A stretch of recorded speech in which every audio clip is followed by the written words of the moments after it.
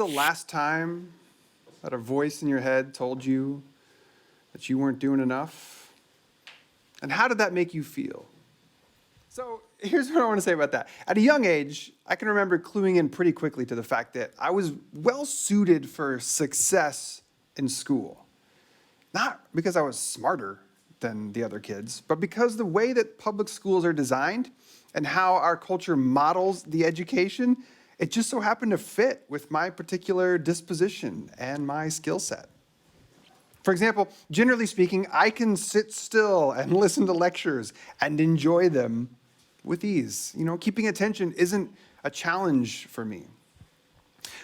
Second, my desperation for adults' approval, while on the one hand, it was an emotional tool developed as a survival mechanism, was, on the other hand, at the same time, a handy asset for getting on teachers' good side. I could ingratiate myself with teachers pretty naturally. Third, I can remember a lot of information for a short amount of time. So memorizing material for the sake of regurgitating it on a test in a couple weeks, for me, no problem. Fourth, whatever number I'm on, writing has always come pretty natural to me. So what I might have lacked in substance, I knew that I could make up for in style. With the right adverbs, redundancy, repetition, and pizzazz, stretching one paragraph into four, this made procrastination as a way of life relatively possible for me. And then finally, as an Enneagram 3, if I'm not the best at something, it's actually like psychologically and kind of emotionally painful for me. So I think I knew early on that things would go better for me if I was at or near the top of the class. So things like ambition and drive, which were natural tools for me in my toolbox, they became beneficial for me in the context of school. But also at the same time, when I think back on that, speaking of being an Enneagram 3, I also learned that in terms of my GPA, a 90% was the same as 100%. Both got me an A. So why would I do more work than absolutely necessary? That did not seem very efficient to me. And efficiency plus being the best at something, that's an Enneagram 3's dream. So my approach to high school was basically this. X of y equals z. This is the equation I came up with. X of y equals z, where x was how much of the y, which is the work you had to do in order to get z, the goal. How much of this work in order to get to the goal, which for me was an A. And please don't fact check my math because I applied my minimum effort required to algebra just like everything else. But I was all about the X. I was all about the X. No more, no less, just figure this out and do exactly enough. But my entire system came crashing down, however, when I took what I assumed would be a cakewalk elective class, Keyboard Typing 101 with Pam Weiler. A teacher in whom I could never quite find an ingratiating crack to squeeze through, she caught me off guard. Because in her class, it turned out, it wasn't about meeting a minimum threshold on how many words per minute you could type. Rather, it was about tracking your progress and improvement and learning from your mistakes. Guys, these were not evaluative metrics for which I was prepared.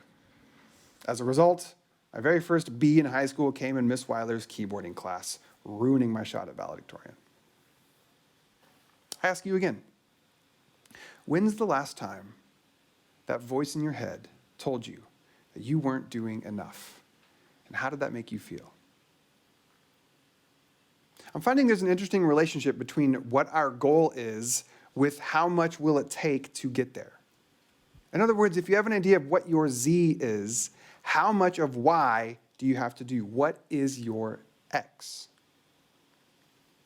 This past week, I can't remember exactly what I was doing in the moment, but I found myself on this mental spiral that I traveled down with some degree of regularity. And the gist of it is this. In addition to my roles as co-pastor here at Sojourn, I've written a couple books that I try and sell. I co-host a podcast that I hope people listen to. I publish a weekly newsletter that, again, I effort to disseminate. I've got multiple websites and social media platforms and email databases that I try not to just maintain, but grow. And these are some of the avenues of my vocational life that I'm pursuing a type of success in, to go back to our earlier conversation around success.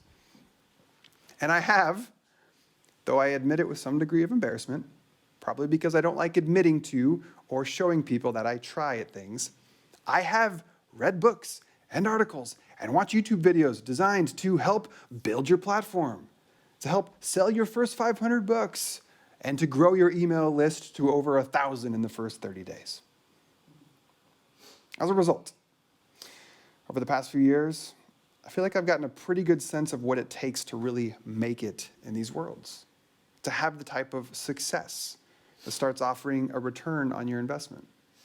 In other words, if success in all of this is the Z, then I have a good grasp on Y as how much to do, how much of my X I need to do of these things to be successful. And this mental spiral that I fell down this past week for probably the 57th time, just in 2020, is this harsh realization that, quite frankly, I'm not doing enough of Y. I'm not posting enough. I'm not writing enough. I'm not reaching out to the right sorts of people enough. I'm not doing enough. I am well below X in this equation. Now, in the past, when I've gone down this mental spiral, I've pulled myself out of it by insisting, no, Colby, you are doing enough. You're doing just fine. Stop putting so much pressure and stress on yourself. You're working hard. You are doing enough. And you can't control the outcome anyway, so release all that and just enjoy the work. You're doing enough. This is how I would talk to myself. And in those sorts of moments, I think back to my high school days, and I remind myself that doing 90% is just as good as 100%. As Elizabeth Gilbert or Brene Brown, I don't remember who said it or where I got it from, but somebody out there said, good enough is really freaking good. And this sort of self-talk, it works sometimes. And other times, I end up feeling like I'm trying to swindle myself. Do you know what I mean? Or maybe this is also an Enneagram 3 thing. I don't know. But do you ever try and sell your own self something, but you also kind of know it's BS? So this time around, this last week, instead of that approach, I had this thought. What if I just agreed with the voice that's saying I'm not doing enough? What if I said, you're right, I'm not. Not in a shamey sort of way, but just in an acceptance kind of way. And when I did that, when I agreed with that voice in my head, suddenly it felt different. It felt true. Because if a certain type of success in these avenues is my goal, then it's accurate to say I'm not doing enough of the things it takes to get me there. A comparison might be if your goal is a marathon, but you're only training once a week, and your training is just walking around the block a couple times. The legit truth is you're not doing enough. So here's what I'm discerning when it comes to the voice in your head that sneers at you, you're not doing enough. I think sometimes maybe the best response is to firmly reply back to that voice and say, no, voice in my head, you are wrong. I am doing enough. I will not be made to feel less than by the siren calls of more. And responding in this way, I think, is an act of compassion for yourself. And especially in times like these when we are all running on freaking fumes, showing this kindness and tenderness to yourself, maybe it's never been more important. Good enough is really freaking good. And then other times, maybe the response goes something like this. Yeah, you're right. I'm not doing enough. But maybe that's okay. Maybe that's okay. Because maybe it's time that we reevaluate what it is we think we want and what our goals and our desires are. And maybe we've come to see them in a new light. And this new light that we decide that Z, this just isn't the right goal for us. And maybe it's just for now, for this season. Therefore, we don't need to do X amount of Y anymore. Maybe running a marathon is not the right goal for me right now. Therefore, walking around the block a couple times a week is absolutely enough. I think heaven pities the one who spends their entire life climbing a ladder, only to finally reach the top and realize the wall that the ladder leaned upon was not a wall worth scaling.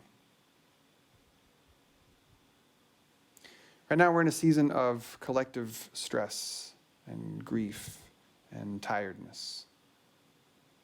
I think we would be wise to care for ourselves in ways that maybe we haven't practiced much before. And that might include being kind to yourself and insisting that you are doing enough. And you will not be held captive to the capitalistic drum of more, more, more. Or maybe you look anew at the walls that you've been climbing, the goals that you're chasing, the success that you're striving for. And maybe now is just not the best time for that. I'll just say if that's you, if that second case is you, if you find yourself in this place of, those goals are just not the right thing for me right now, then I pray for you the courage to say, yeah, that's true. I'm not doing enough. And maybe that's okay with me. Amen.